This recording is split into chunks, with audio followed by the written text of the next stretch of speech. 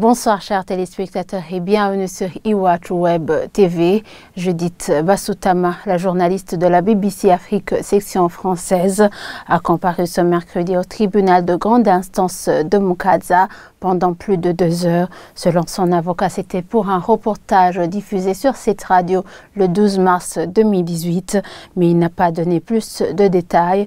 Judith Basutama pourrait comparaître une deuxième fois.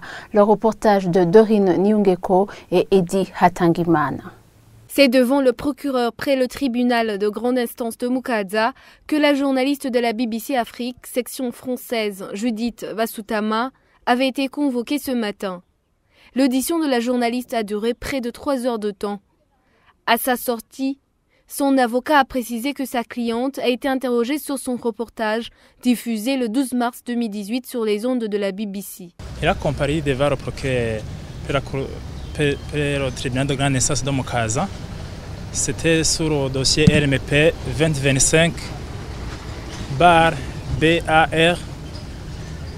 Le motif de la convocation, c'était l'instruction du dossier.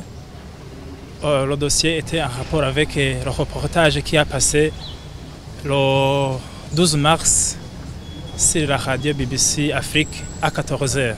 Les accusations pour le moment ne sont pas toujours déterminées parce que le dossier est en cours d'instruction. D'après Maître Eric Nibandetse, le ministère public près le TGI de Mukaza prévoit de convoquer Judith Basutama pour la 2e fois et sa cliente comparaîtra.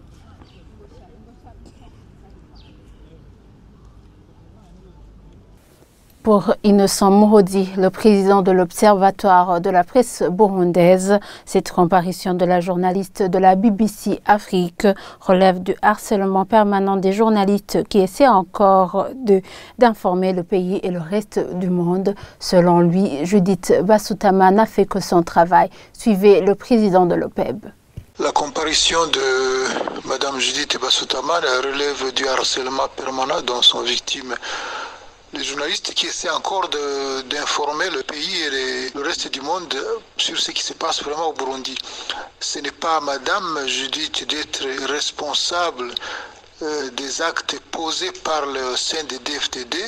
Ils ont décidé d'octroyer ou de mettre sur le président de la République ce titre.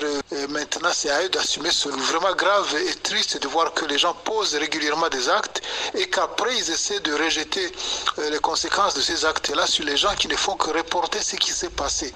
Donc, il faut qu'on arrête de harceler les gens pour des fautes ou des actes qu'ils n'ont pas posés et que ceux qui posent des actes publics assument leurs actes au lieu de se défausser sur des gens qui n'ont rien à voir avec ces décisions-là. Et c'était des propos recueillis par Dorine Nyungeko. Et voilà, c'est ici que s'achève ce fait du jour. Merci de nous avoir suivis et très bonne soirée à tous.